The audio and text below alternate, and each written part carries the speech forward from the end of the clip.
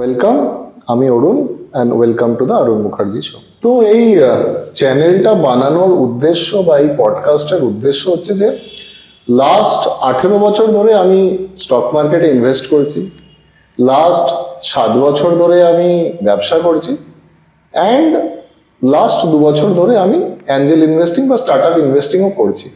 তো আমার যেই 18 বছরের অভিজ্ঞতা বা 7 বছরের অভিজ্ঞতা, এর থেকে আমি অনেক কিছু শিখতে পেরেছি।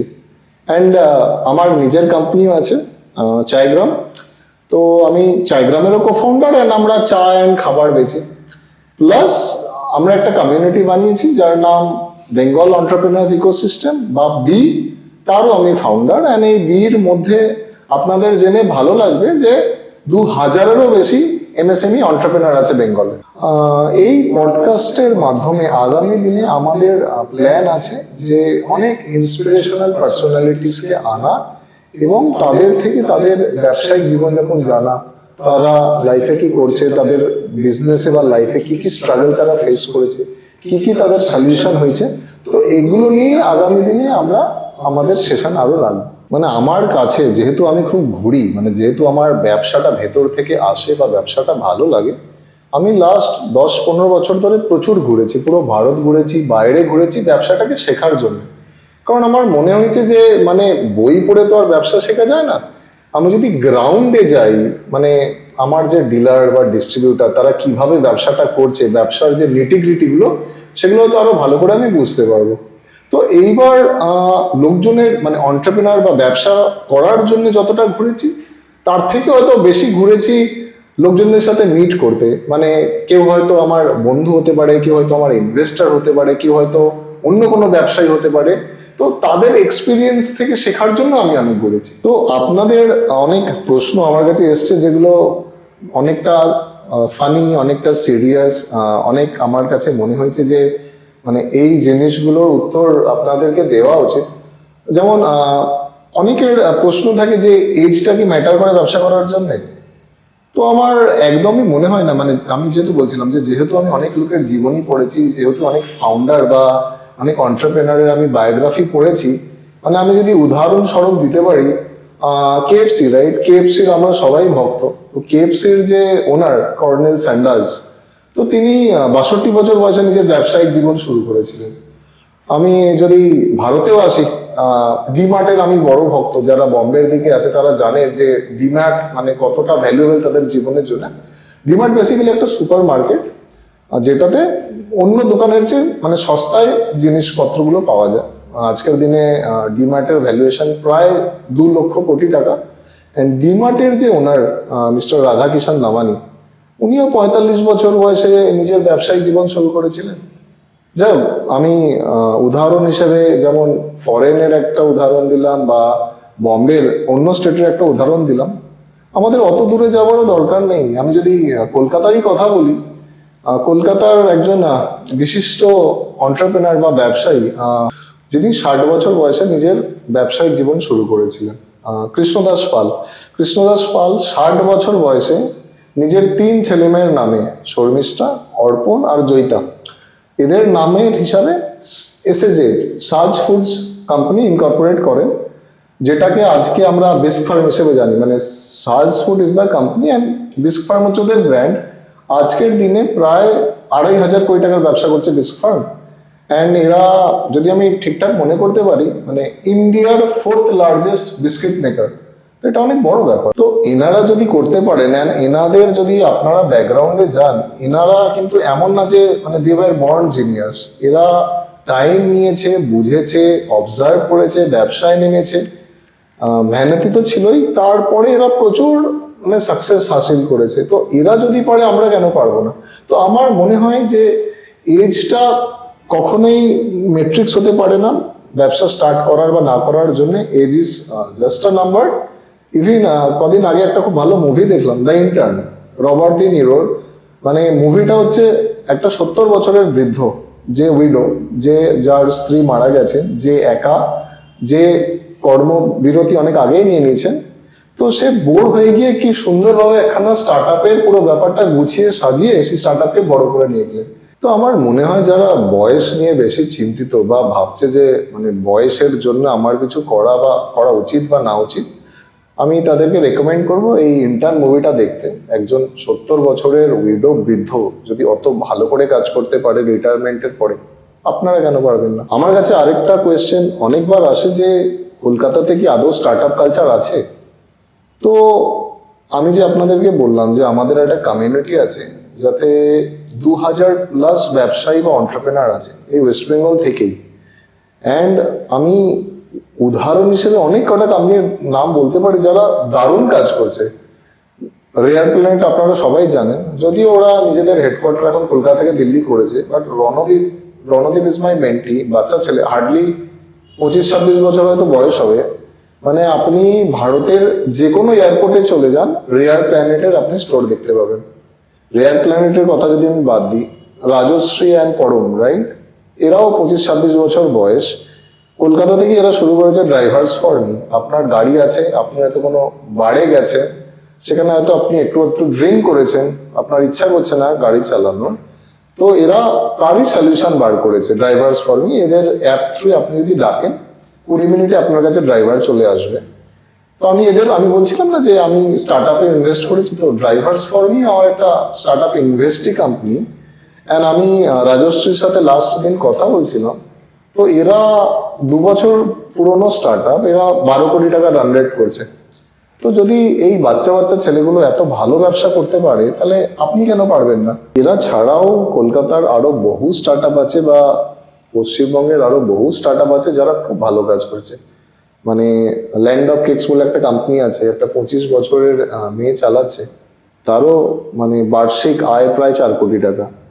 অ্যামুডু বলে একটা খুব কোম্পানি আছে যারা বাঁশের প্রোডাক্টের উপর কাজ করছে, মানে বেসিক্যালি বাঁশ নিয়ে কাজ করছে, তারাও মোটামুটি 25-30 কোটি টাকার অ্যানুয়াল ব্যবসা করছে। স্ন্যাপি ক্যাবস আমাদের একটা খুব ভালো স্টার্ট আপ, যারা উবারের সাথে কম্পিট করছে, এই কলকাতারই কোম্পানি।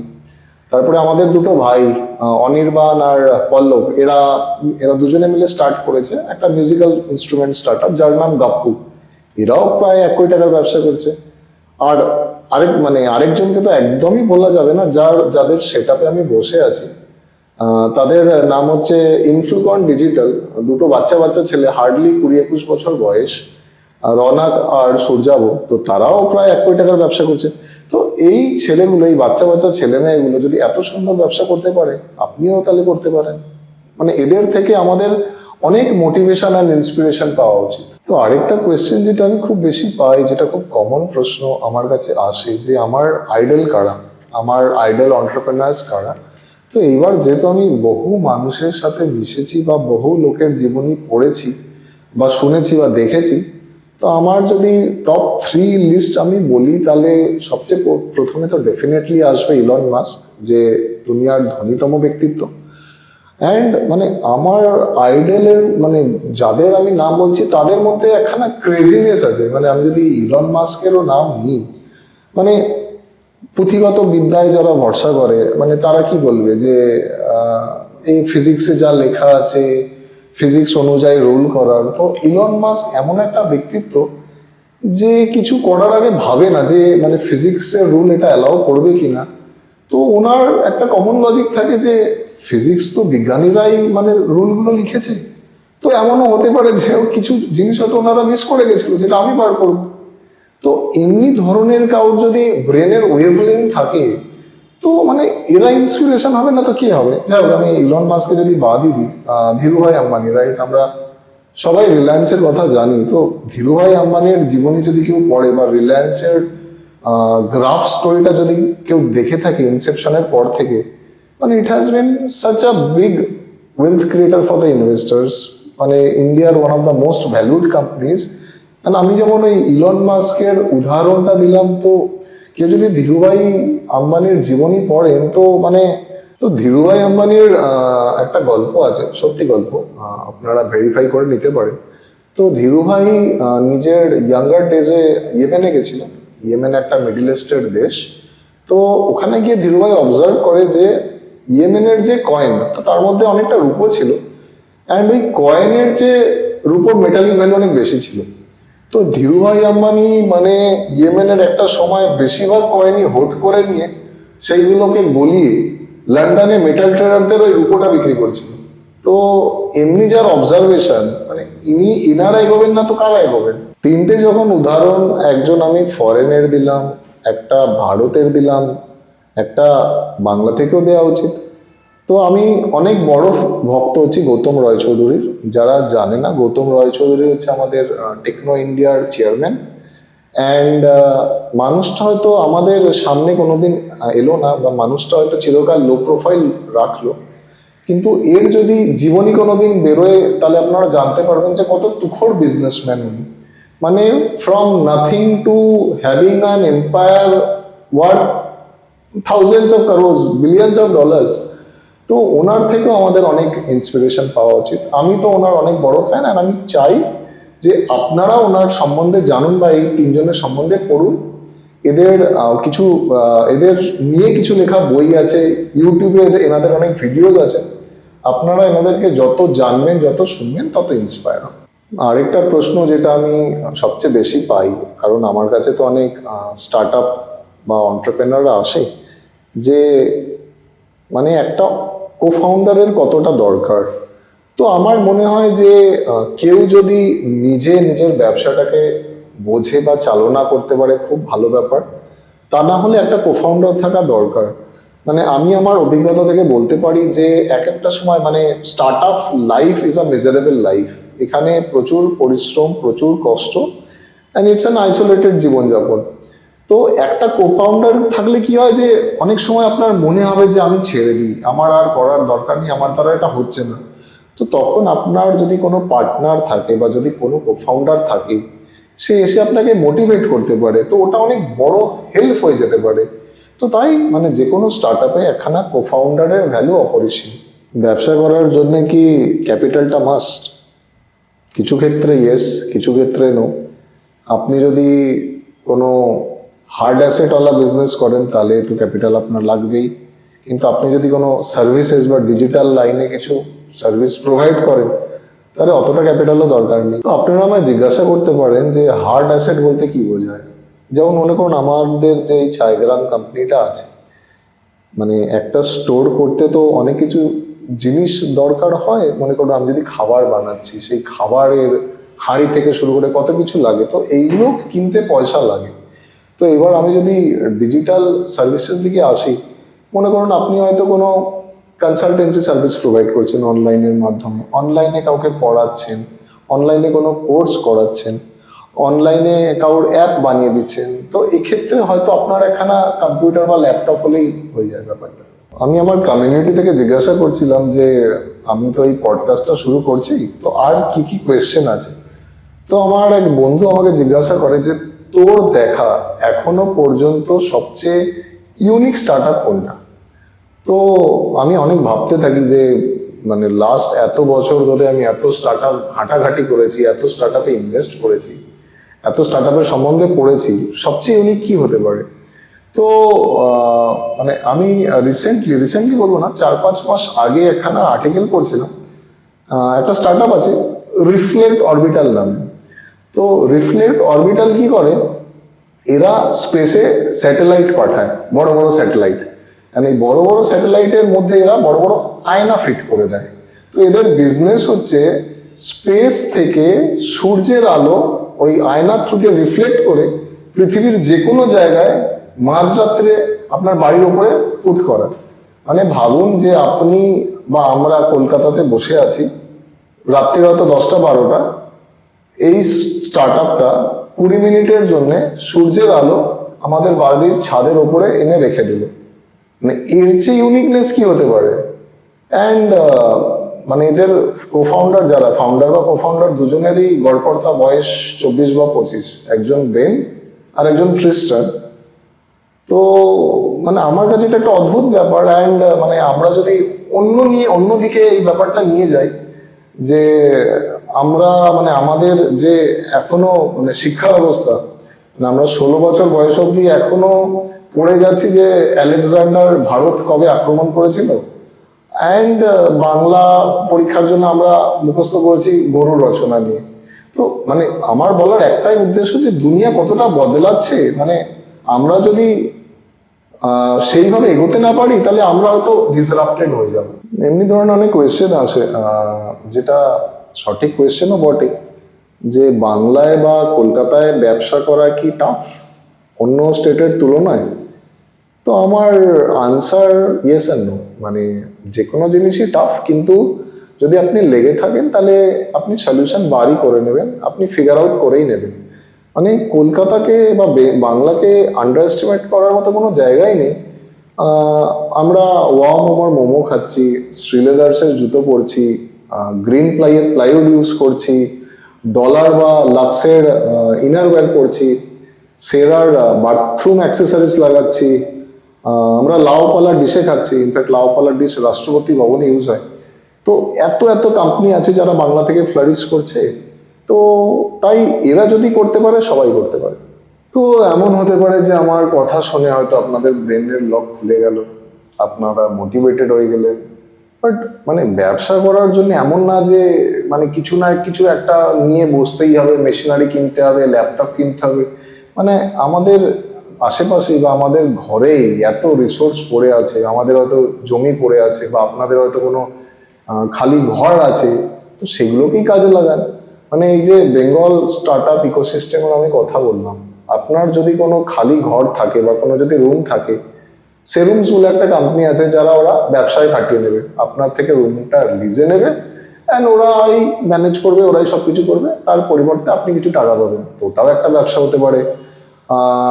কচি পাতা বলে আমাদের আরেকটা কোম্পানি আছে বীর, আপনার যদি প্রচুর জমি জমা থাকে আনইউটিলাইজড, এরাই আপনার জমিটা লিজে নিয়ে ফার্মিং করে দেবে। ইনফ্যাক্ট আপনার বাড়ি সামনে যদি কোনো জায়গা থাকে যেখানে পার্কিং করা যেতে পারে, গোপার্ক বলে একটা কোম্পানি আছে যারা আপনার এই জায়গাটা লিজে নিয়ে পার্কিং স্পেস হিসেবে ব্যবহার করবে। ওদেরও লাভ, আপনারও লাভ। তো এসবের জন্য তো আর ক্যাপিটাল দরকার নেই। তো আমার মনে হয় যে একটু অবজারভেশন আর একটু কমন সেন্স যদি আমরা খাটাতে পারি, এমনি ব্যবসা চলে আসবে। আরেকটা কোয়েশ্চেন অনেক সময় যেটা আমি ফেস করি, যে এই ব্যবসাটা করা উচিত কিনা, এই ব্যবসাটা হয়তো খারাপ, এই ব্যবসাটার হয়তো অনেক স্কোপ নেই। তো আমার মতে প্রত্যেকটা ব্যবসাই হয়তো ভায়াবেল। মানে এর মধ্যে পুরোটাই অবজারভেশনের একখানা ব্যাপার আছে। ফর এক্সাম্পল পাট শিল্প, রাইট? মানে জুটের প্রোডাক্ট, মানে আমি যদি কোনো কমনারকে জিজ্ঞাসা করি যে জুটের ডিমান্ড কেমন, জুটের ব্যবসা কি করা যায়, তাহলে হয়তো মানে ইউনানিমাস আনসার আসবে যে জুটের কোনো ফিউচার নেই। ইনফ্যাক্ট আমি যদি গুগলও করি তো দেখা যাবে যে লাস্ট 50 বছরে হয়তো 70-80% জুট মিল উঠে গেছে। কিন্তু কলকাতার বুকে দুটো কোম্পানি আছে, গ্লস্টার আর সেভিয়েট, যাদের মিলিত প্রফিট লাস্ট 10 বছরের 400 কোটি প্লাস। মানে যে জিনিসটা লোকে ফেলে দিচ্ছে, লোকে বন্ধ করে দিচ্ছে, সেই একই ব্যবসা কিন্তু এরা স্কেলে করে ফরেন এক্সপোর্ট করছে। 400 কোটি টাকা তো কম নয়। তো কেউ যদি পাট বিক্রি করেও কামাতে পারে, এদের সিম্পল লজিক হচ্ছে যে জুট হয়তো ইন্ডিয়াতে চলছে না, বাট বাইরে অর্গানিক প্রোডাক্টের ডিমান্ড প্রচুর, ওখানে প্লাস্টিক চলে না। তো এরা এই জুটের বা পাটের প্রোডাক্ট এক্সপোর্ট করে প্রচুর টাকা ফরেন এক্সচেঞ্জ কামাচ্ছে, প্রচুর টাকা আয় করছে। তো কেউ যদি জুট থেকেও পয়সা কামাতে পারে, তাহলে বাকি জিনিস থেকেও পয়সা কামানো যেতে পারে। ব্যবসায়িক টার্মে আমরা এটাকে বলি দ্য লাস্ট ম্যান স্ট্যান্ডিং। আপনারা আমাকে মানে জিজ্ঞাসা করতেই পারেন যে লাস্ট ম্যান স্ট্যান্ডিং মানে কি। এইবার ব্যবসায়িক জার্গনস বা ব্যবসায়িক কোনো প্রবাদ আমি ব্যবহার করব না। লাস্ট ম্যান স্ট্যান্ডিং বলতে মনে করুন যে কোনো জায়গাতে, যে কোনো ফিল্ডে যে প্লেয়ারটা হয়তো মানে দাঁড়িয়ে আছে, মজবুত হয়ে দাঁড়িয়ে আছে, সেখানে বাকিরা হয়তো মরে যাচ্ছে বা চলে যাচ্ছে বা বন্ধ করে দিচ্ছে। অনেকে ব্যবসা করছে, অনেক স্টার্ট আপের পিচ আসে আমার কাছে, তো তারা ফান্ডিং চায়। তো তো তাদের মানে ব্যবসাতে যদি আপনি বাড়াতে চান, টাকা তো লাগবেই। দুটোই উপায় আছে ব্যবসাতে ফান্ডিং করার। একটা হচ্ছে ডেট, মানে হচ্ছে লোন নেওয়া ব্যাংকের থেকে, আর একটা হচ্ছে ইকুইটি, মানে আপনার অংশীদারিত্ব কাউকে বেচা, যার বিনিময়ে সে আপনাকে টাকা দেবে। তো যদি আপনারা আমাকে একটা প্রশ্ন ছুঁড়ে দেন যে আমি হলে কোনটা নেব, দেখুন ডেট পাওয়াটা একটু টাফ, কারণ বেশিরভাগ স্টার্ট আপেরই কোনো হার্ড অ্যাসেট থাকে না, অ্যান্ড আপনাকে ব্যাংক কোনো লোন কোলাট্রাল ছাড়া বা কোনো সিকিউরিটি ছাড়া দেবে না। তো আমি হয়তো লোনটা সাইডেই রাখলাম, ফান্ডিংয়ের যদি কথা বলি তো ডেফিনেটলি মানে ডেট বা ফান্ডিংয়ের যদি আমাকে ইদার বা অর দেওয়া হয় আমি ফান্ডিংই নেবো।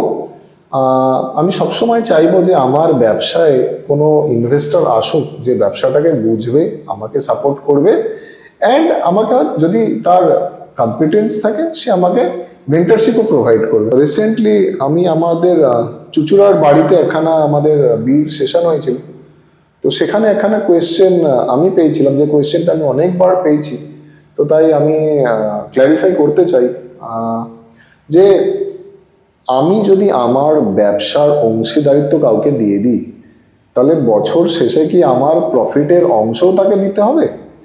তো একেবারেই নয়। ব্যবসাতে আপনার ইনভেস্টর এসে পয়সাটা লাগাবে যাতে আপনি ব্যবসাটাকে বাড়াতে পারেন। যেহেতু ব্যবসা আপনি টাকা লাগিয়েছেন, যেহেতু আপনি শেয়ার হোল্ডার, মানে ওই ব্যবসার আপনিও কিন্তু ওনার। আপনি হয়তো স্যালারি পাবেন না, কিন্তু ওই কোম্পানিটা যত গ্রো করবে আপনার টাকাও বাড়বে।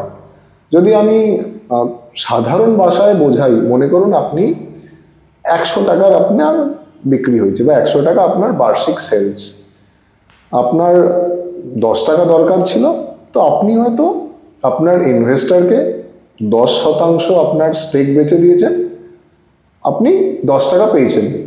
এইবার এই 10 টাকা দিয়ে আপনি আপনার ব্যবসাটাকে ফিউচারে বাড়াবেন। এইবার হয়তো পরের বছর দেখা গেল যে 100 টাকার যে আপনার বিক্রি ছিল সেটা 150 টাকা হলো। তো মানে সাধারণ হিসেবে, কমন সেন্সের হিসেবে দেখা যায় যে আপনার ভ্যালুয়েশন যেটা 100 ছিল সেটা হয়তো বেড়ে 150 হলো। মানে যে ইনভেস্টারটা লাগিয়েছিল আপনার 10 টাকা 100 টাকার ভ্যালুয়েশনে, তারও ভ্যালুয়েশন বাড়লো, মানে তারও কিছু নোশনাল প্রফিট বাড়লো। তো এইভাবে জিনিসগুলো হয়। আপনার ব্যবসার প্রফিট তাকে দেওয়ার কোনো দরকার নেই, সে ব্যবসায় টাকাটা লাগাচ্ছে তার গ্রোথের জন্য। ভ্যালুয়েশন বাড়লে আলটিমেটলি আপনারা দুজনেই জয়ী হবেন। তো এবার কিছু কথা এমনি বলা যাক যেখানে আমি কিছু শিখতে পেরেছি, ভুল বা ঠিক, রাইট? আমাদের লার্নিংও দরকার, আনলার্নিংও দরকার। তো এইগুলো মানে বইয়ে তো আর পাওয়া যায় না, এগুলো আপনি গ্রাউন্ডে যত নামবেন, যত মিশবেন, যত ব্যবসাটাকে বুঝতে চেষ্টা করবেন, তত আপনি শিখবেন। তো রিসেন্টলি বড়বাজার গেছিলাম। তো বড়বাজারে একখানা শাড়ি বিক্রেতার সাথে আমার দেখা হয়। তো আমি মানে ব্যবসাটা বোঝার জন্য তাকে আমার কমন কোয়েশ্চেনগুলো জিজ্ঞাসা করি।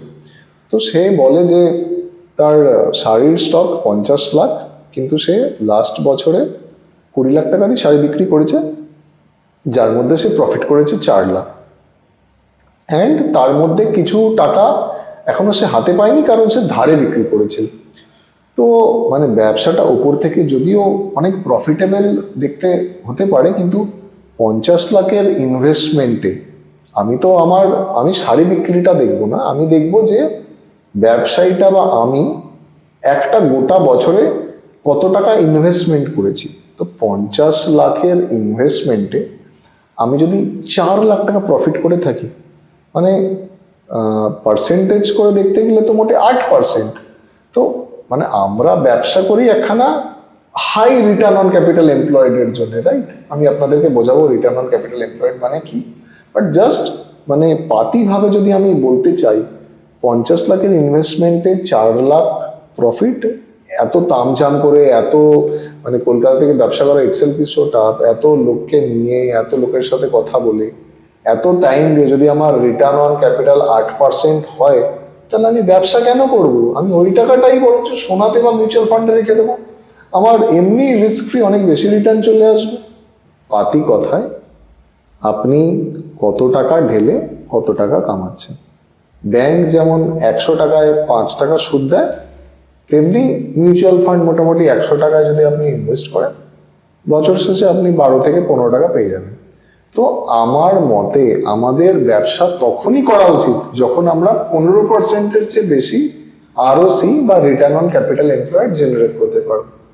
যেমনি আমি এই শাড়ির ব্যবসায় উদাহরণ দিলাম, আরেকজনের সাথে আমার দেখা হয়েছিল, হয়তো একখানা 20-22 বছরের একখানা ছোকরা, একটা ইউথ, যে ট্রেডিংই করছিল কোনো একখানা ছোট কোম্পানির, সে রিটেলারশিপ নিয়েছিল অ্যান্ড সে ওইভাবেই ব্যবসা করছিল। ওর ব্যবসাটাও বোঝার আছে, মানে মানে ব্যবসাটা তো পুরোটাই শেখার। তো জাস্ট ব্যাপারটা বুঝতে চেষ্টা করুন। মানে আমারও বোঝার পরে মানে অনেক ভালো লেগেছিল, and আমি আমার নিজের ব্যবসাগুলোতে এই পন্থাটা অ্যাপ্লাই করতে চেষ্টা করেছি বা করছি। তো ওর ছেলেটার ব্যবসা হচ্ছে এইরকম যে ছেলেটা 1% লাভে তার জিনিসপত্র বা এফএমসিজি সাবান শ্যাম্পু বিক্রি করে 1% লাভে। তো আমি ছেলেটাকে জিজ্ঞাসা করেছিলাম যে ভাই আমি তোমার ম্যানুফ্যাকচারারকে জিজ্ঞাসা করলাম, সে বললো তোমাকে 100 টাকায় মাল দেয় বা 99 টাকায় মাল দেয়, আর তুমি সেটা 1 টাকা লাভে বিক্রি করে দাও, তো এতে তোমার চলে? তো মানে সে আমায় যে উত্তরটা দিয়েছিল, আমি সেটা কোনো আইআইএম এর বা হার্ভার্ডের বা কোনো লন্ডন স্কুল অফ ইকোনমিক্সের বইয়ে পাইনি পড়ে। তো তার উত্তর ছিল যে দাদা আপনি হয়তো দেখছেন 1 টাকা আমি লাভ করছি, কিন্তু আমার ব্যবসাটা এইরকম, আমাকে আমার ডিস্ট্রিবিউটর মাল দেয়, আমি মালটা 2 সপ্তাহের জন্য স্টক করে রাখি, 1 সপ্তাহ ওই ডিস্ট্রিবিউটর আমাকে ক্রেডিট দেয়, তো আমার ইনভেস্টমেন্ট তাই 1 সপ্তাহই হয়। আপনি আমার এই যে মালগুলো দেখছেন, এটা আমি বছরে 52 বার ঘোরাই, অ্যান্ড আমি প্রতিবার 1% করে কামাই। তো আপনি ভাবুন এতে আমার রিটার্ন অন ক্যাপিটাল এমপ্লয়েড কত হচ্ছে। তো আমি মানে শুনে হয়ে গেছিলাম, কারণ আমি নিজে বলছি যে রিটার্ন অন ক্যাপিটাল এমপ্লয়েড আমি দেখি বা আমরা ব্যবসায়ীরা ওটাই আমাদের মেট্রিক হয়। তো ওর কথা শুনে, ওর ব্যবসা শুনে এটা বুঝলাম যে যদিও 2% বা 1% লাভে মাল ছেড়ে দিচ্ছে, কিন্তু যেহেতু ও খুব তাড়াতাড়ি পুরো স্টকটাকে বেচে দিতে পারছে, যেহেতু ওর বছরে ওর পুরো স্টকটা 52 বার ঘুরছে, যেহেতু প্রতিবার রোটেশনে 1% করে কামাচ্ছে, তো বছর শেষে রিটার্ন অন ইনভেস্টমেন্ট প্রায় 52%, যেটা অনেক। তো ব্যবসার মধ্যে আরেকখানা যে আমি অ্যাসপেক্টটা দেখেছি, সেটা হচ্ছে যে একটা ব্যবসার মধ্যে দুটো ব্যবসা লুকিয়ে থাকতে পারে। ফর এক্সাম্পল আমাদের বেঙ্গল অন্টারপ্রেনার ইকোসিস্টেমেরই একখানা স্টার্ট আপ আছে তিতলিয়া ফ্যাশনস বলে। তো তিতলিয়া ফ্যাশনসে 3খানা ডাইনামিক লেডি চালায়, অ্যান্ড ওরা মোটামুটি ভালো করে ব্যবসাটাকে চালাচ্ছে। তো ওরা আমার কাছে মেন্টরশিপের জন্য রিসেন্টলি এসেছিল, অ্যান্ড আমি ওদেরকে অবজার্ভ করতে চেষ্টা করছিলাম বা শুনছিলাম। ওদের দুটো ব্যবসা, একটা হচ্ছে অ্যাপারেলসের, মানে ওরা 3জনের মধ্যে ওদের 2জনই মনে হয় ফ্যাশন ডিজাইনার। তো ওরা ওই অ্যাপারেল বিক্রি করে, অ্যাপারেলের মানে B2B কাজ করে, এই ধরনের কাজগুলো করে। অ্যান্ড ওদের আরেকটা ব্যবসা হচ্ছে কোর্স করানো, সেমিনার করানো, এটসেট্রা এটসেট্রা। তো আগের দিন 2 ঘন্টার মিটিংয়ে ওরা 1 ঘন্টা 58 মিনিটই বলে গেল ওদের অ্যাপারেল ব্যবসা নিয়ে, ওদের জামা কাপড়ের ব্যবসাটা নিয়ে, অ্যান্ড ওদের কি কি প্ল্যান। তো ওই অ্যাপারেল ব্যবসাটার 1 ঘন্টা 58 মিনিটের এপিসোডে বা আমাদের কথোপকথনে আমরা বুঝলাম যে ওনাদের সেল মোটামুটি 18-20 লাখ। আর আরেকটা ব্যবসা যেটার হার্ডলি হয়তো কোনো আমরা কথা বলেছিলাম, যেটা বেসিক্যালি সার্ভিসেস ব্যবসা বা কোর্স করানো, সেমিনার করানো, তো ওই ব্যবসারও সেল কিন্তু ইকুইভ্যালেন্ট, অ্যান্ড ওর প্রফিট মার্জিনের চেয়ে অনেক বেশি। কিন্তু যেহেতু ওনারা বায়াসড হয়ে গেছিলেন, তাই পুরো কথোপকথনই আমাদের চলছিল এই অ্যাপারেলসের ব্যবসাটা নিয়ে। আসল যে ব্যবসাটা সেটা ভেতরে ঢুকে গেছিল। তো মানে আপনারা যদি আমার জায়গাতেও থাকতেন, আমার মনে একই আনসার দিতেন যে ভাই তোমরা ওই ব্যবসাটাকে বন্ধ করে, অ্যাপারেলের ব্যবসাটাকে বন্ধ করে এই কোর্সের ব্যবসাটাকে 5-10 গুণ বাড়াও। তো আপনারা আমায় জিজ্ঞাসা করতে পারেন যে অরুণ ভাই বা অরুণ দা বা অরুণ, স্টার্ট আপ নিয়ে তো অনেক কথাই হচ্ছে বা ব্যবসা নিয়ে অনেক কথাই হচ্ছে, এমনি ধরনের কোনো মুভি বা ওয়েব সিরিজ আছে কি? তো খুব একটা ওয়েব সিরিজ মানে ইন্ডিয়া বেসিসে তো একদমই নেই, কিন্তু যদি আমায় আনসার করতে হয়, সোশ্যাল নেটওয়ার্ক বলে একটা ভালো মুভি আছে বা ওয়েব সিরিজ আছে, যেটা বেসিক্যালি ফেসবুকের স্টোরি। আমরা সবাই ফেসবুক ইউজ করি, তো জানা উচিত যে ফেসবুকের ভেতরের গল্পটা। তো আমার মনে হয় যে প্রত্যেকেরই সোশ্যাল নেটওয়ার্ক দেখা উচিত। ম্যাকডোনাল্ডস এর একটা খুব ভালো মুভি আছে, দ্য ফাউন্ডার, রে ক্রক কিভাবে ম্যাকডোনাল্ডস বানিয়েছিল। ম্যাকডোনাল্ডস এর আসল ব্যবসা যে real estate are not burger, সেটা আপনারা দেখলে বুঝতে পারবেন। ইন্টার্নের কথা তো আমি অলরেডি বললাম, রবার্ট ডে নিরো যে একজন 70 বছরের বৃদ্ধ কিভাবে একখানা স্টার্ট আপকে হেল্প করে তার সব প্রবলেম সলভ করে ওটাকে বাড়িয়েছিলেন। অনেকে স্পটিফাই ইউজ করে, আমাদের মোবাইলে স্পটিফাই মোটামুটি অল টাইম থাকেই, অনেকে শোনে। ড্যানিয়েল এক যে স্পটিফাই এর ওনার, স্পটিফাইকে কিভাবে মানে এত অ্যাডভার্সিটিজ এর মাঝেও কিভাবে স্পটিফাইটাকে $1 বিলিয়ন প্লাস হিসেবে নিয়ে গিয়ে ন্যাসডাকে লিস্ট করে সেটাকে বড় করেছিলেন। দ্য প্লে লিস্ট খুব ভালো মুভি। এগুলো হলো ভালো, বাট আমাদের মনে হয় যে মানে ভালো অ্যান্ড খারাপ দুটো দিকই দেখা উচিত। ওয়ার কার্ড বলে এখানে জার্মান কোম্পানি আছে, তো দ্য স্ক্যান্ডাল বলে একটা ওয়েব সিরিজ বা একটা মুভি আছে, এটা নিয়ে খুব সুন্দর, দেখা উচিত, অনেক কিছু শেখার আছে। দ্য ফায়ার ফেস্টিভ্যাল, বিলি ম্যাকফারল্যান্ড বলে একখানা যুবক ফায়ার ফেস্টিভ্যালের মাধ্যমে কিভাবে লোকে টাকা ফাকা মেরে, ইনভেস্টরদের টাকা মেরে কিভাবে ভুলভাল বুঝিয়ে করেছিল, পুরো বর্ণনা দেওয়া আছে, ওটা থেকেও শেখা উচিত। থেরানাস এলিজাবেথ হোমসের একখানা ওয়েব সিরিজ আছে, আমার নামটা মনে পড়ছে না, probably the drop out, that is a brilliant movie, that is a brilliant web series. কিভাবে পুরো একটা গভর্নমেন্টকে বোকা বানিয়ে একখানা ডায়নামিক লেডি বা একটা ডায়নামিক মহিলা নিজের ব্যবসাকে বাড়িয়ে আলটিমেটলি ফ্রড করে জেলে গেছিলেন। তো এই সব মুভি বা ওয়েব সিরিজ ভালো হোক বা খারাপ হোক, মানে এদের থেকেও আমরা অনেক শিক্ষা নিতে পারি। প্রতিটা মুভি বা প্রতিটা ওয়েব সিরিজই, যাদের নামগুলো আমি বললাম আমার ফেভারিট, আমি সাজেস্ট করবো যে আপনারা প্লিজ দেখুন। ব্যবসা করার জন্য কি কোনো কোয়ালিফিকেশন দরকার, এটাও অনেক কোয়েশ্চেন আমি পাই, এটাও আপনাদের মনে হিট হতে পারে। তো আমার মনে হয় না যে ব্যবসা করার জন্য কোনো পুঁথিগত যোগ্যতা বা মানে কোনো বিদ্যার দরকার আছে। টাকা গুনতে পারলেই এনাফ। ইনফ্যাক্ট ছোটবেলায় মনে আছে, মানে পড়াশোনা তো খুব একটা করতাম না, কোনোদিন করিও নি, আমি চিরকালই প্র্যাকটিক্যাল শিক্ষায় বিশ্বাসী। তো আমার টিচাররা বলতো যে অরুণ, যদি পড়াশোনা না করিস তাহলে বড় হয়ে চা বিক্রি করবি। তো বেসিক্যালি তাই হলো, মানে চায় গ্রাম তো আমরা চায় বিক্রি করি, তো সেটাই স্কেলে করি। মানে চায় গ্রামে আমাদের 30টা মতো আউটলেট আছে, তো এই বছর হয়তো আমরা চার খাবার বিক্রি করে 30 কোটির সেলস করবো, সেটাও বা খারাপ কি? ইনফ্যাক্ট আমাদের প্রাইম মিনিস্টারেরও ট্র্যাক রেকর্ড আছে চা বিক্রি করার। আর মানে কলকাতার একখানা লিস্ট বেরোয়, দি হুরুন লিস্ট অফ বিলিয়নিয়ার্স, তো তার যদি সেই লিস্টটা কেউ দেখে, মানে সেখানে সে দেখতে পাবে দীপঙ্কর চ্যাটার্জি আর রুদ্র চ্যাটার্জির নাম, যারা হচ্ছে লক্ষ্মী গ্রুপের মালিক বা লক্ষ্মী গ্রুপের মালিক। Lakshmi group is a very profitable tea based group. In fact ওদের আউটলেটসও আছে। আপনারা যদি কলকাতা এয়ারপোর্টে যান, সিকিউরিটি চেকের পরেই দেখবেন ওদের মকাইবাড়ি আউটলেট আছে। কলকাতা এয়ারপোর্টে আছে, বাগডোগরা এয়ারপোর্টে আছে, বম্বে এয়ারপোর্টে আছে। প্রতি আউটলেট থেকে 18-20 লাখ টাকার মতো চা বিক্রি করে। তো কেউ যদি চা বিক্রি করে বিলিয়নস কামাতে পারে, যে দেশের প্রধানমন্ত্রী ইটসেলফ চা বিক্রি করেছে, তো সেখানে চা বিক্রি করাটা খুব একটা লজ্জার বিষয় না মনে হয় আমার। আরেকটা বিষয় যেটা আমি অবজার্ভ করেছি অনেকের মধ্যেই, ইনফ্যাক্ট যারা চাকরিজীবী মানুষ তাদেরও, যে বৃদ্ধ হোক কি বৃদ্ধা, পুরুষ হোক কি মহিলা, মানে সবার মধ্যে একখানা ব্যবসায় লুকিয়ে আছে। তারা হয়তো চান্স পায়নি, তাদের হয়তো প্রচুর বাউন্ডেশন ছিল, তারা হয়তো রেসপন্সিবিলিটিস এর চক্করে তাদের ছেলে মেয়েদের মানুষ করার জন্য হয়তো নিজেরা ব্যবসাটা করে উঠতে পারেনি। বাট মানে আমার মনে হয় যে চাকরি ইজ অ্যাবসলিউটলি ফাইন। মানে আমার বংশে কেউ কোনোদিন ব্যবসা করেনি, মানে 40, 45 বা 50 বছর হওয়ার পর আমার মনে হয় যে প্রত্যেকেই নিজেদেরকে একটা চান্স দেওয়া উচিত। মানে আপনাদের বা আমাদের জন্ম, পুরুষ হোক কি মহিলা, মানে ওই রুটি বেলার জন্য তো হয়নি, বা বসের ঝাড় খাওয়ার জন্য তো হয়নি, যেখানে প্রতিনিয়ত বন্ধ হোক কি ধর্মঘট হোক কি শরীর খারাপ হোক আমাকে অফিসে যেতেই হবে। Day in and day out আমি একই কাজ করে যাব বছরের পর বছর ধরে, অ্যান্ড আমি নিজের প্রতি হয়তো খেয়ালই রাখবো না। আমার নিজের যে অ্যাসপিরেশনস গুলো আছে সেগুলো হয়তো কোনোদিন নোট ডাউনই হবে না, সেগুলো হয়তো কোনোদিন আমি বাস্তব করতেই পারবো না। আমার যে স্বপ্নগুলো, যে ইচ্ছাগুলো আছে, সেগুলো হয়তো এমনিই জলাঞ্জলি চলে যাবে এইসব রেসপন্সিবিলিটির জন্য। তো আমার ডেফিনেটলি মনে হয় প্রত্যেকেরই একটা টাইমে, মানে একটা টাইম অব্দি ঠিক আছে, বাট নিজেদের জন্য ভাবা উচিত। আপনাদের মধ্যে হয়তো কত ট্যালেন্ট আছে, আপনারা নিজেদের কম্পিটেন্স জানেন।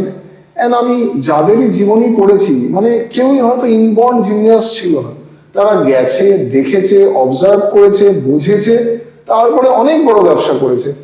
ইনফ্যাক্ট মানে আমি যখন কাউকে দেখি যে কোনো মহল্লাতে বা কোনো পাড়াতে সে মানে কোনো কিছু বিক্রি করছে, those businesses are also very profitable. তো প্রত্যেকেরই নিজেদেরকে চান্স দেওয়া উচিত। একটা টাইম অব্দি ঠিক আছে, একটা টাইম অব্দি রেসপন্সিবিলিটিস অ্যান্ড অল সব পালন করুন, বাট তারপরে নিজের যেটা ইচ্ছা, নিজের যেটা স্বপ্ন, সেটাকে বাস্তব করার জন্য একদম লেগে পড়ুন। আর আই এম প্রিটি শিওর যে আপনাদের রেজাল্ট কিছু না কিছু ভালো হবেই। প্রথম দিন হিসাবে আমার মনে হয় যে এতটাই যথেষ্ট। Like, share, subscribe, notification on, এসব কিচ্ছু লাগবে না। আমার ভিডিও দেখে যদি একজনও উপকৃত হয় আমার খুব ভালো লাগবে। আপনারা একটাই কাজ করতে পারেন, ভিডিওর নিচে কমেন্ট করে দেবেন যে আপনার যে ব্যবসায়িক ইচ্ছাগুলো আছে বা আপনি যে ব্যবসা করছেন সেখানে যদি আপনি কোনো প্রবলেম ফেস করে থাকেন, বা হয়তো আগে কোনো ব্যবসা করেছিলেন সেখানে প্রবলেম ছিল, আপনি তার সলিউশন বার করতে পেরেছেন, সেগুলো প্লিজ পুট করে দেবেন। কথা দিচ্ছি প্রতিটা কমেন্টের জবাব দেবো। আমিও আপনাদের থেকে শিখতে চাই। আমি তো মানে সবার সাথে মিশি বা গ্রাউন্ডে ঘুরে ঘুরে ব্যবসাটাকে শিখতে চেষ্টা করি। তো আপনাদের থেকে আমি শিখতে চাই, আমার বলা থেকে আপনারা শিখবেন, আপনার থেকে আমি শিখবো। আমার মনে হয় এইভাবেই আমাদের পডকাস্টটাকে চালানো উচিত। অনেক ধন্যবাদ, থ্যাংক ইউ।